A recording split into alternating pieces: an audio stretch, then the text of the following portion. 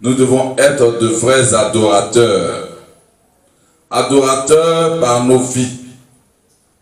Adorateurs par nos paroles.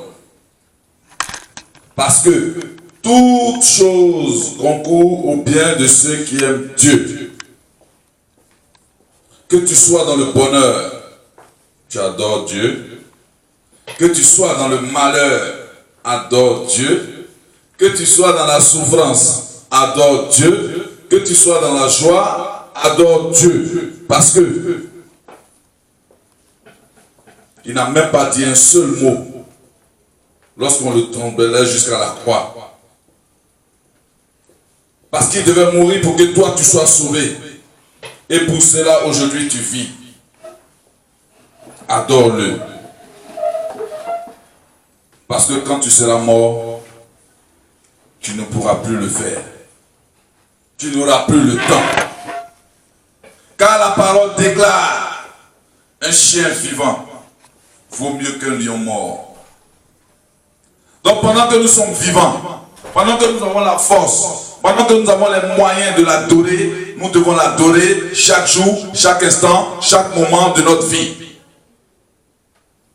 Nous ne devons pas nous amuser avec la parole de Dieu. Certes, on parle. Les gens pensent que ce sont des mots en l'air. Les gens pensent que ça n'existe pas. Les gens pensent que... mais la Bible déclare qu'au dernier jour, il y aura des grincements dedans.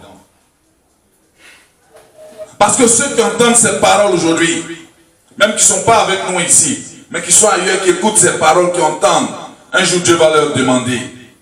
Mais quand le monsieur prêchait, tu écoutais, tu étais chez toi, tu entendais.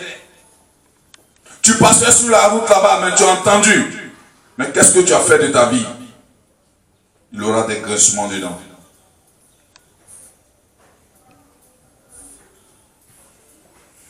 Bien-aimés, tenez-vous prêts, car le royaume des cieux, il arrive.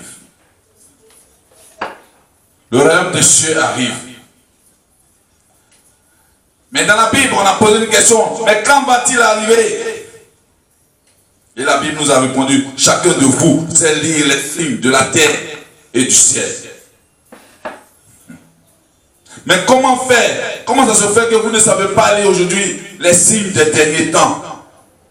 Parce que dans la Bible, c'est dit. Et souvent, on marche dans la ville, on dit, vraiment, la fin du monde approche vraiment. Mais pendant ce temps, qu'est-ce que tu fais de ta vie, mon frère, ma soeur? Aujourd'hui, il y a des maladies que les gens ont aujourd'hui, qui n'en veulent pas, qui n'existaient pas avant. Aujourd'hui, des enfants de 10 ans, 9 ans, peut-être même 5 ans, ont des tensions, insuffisance rénale ou diabète. C'était réservé avant aux plus âgés. Ça ne vous dit rien.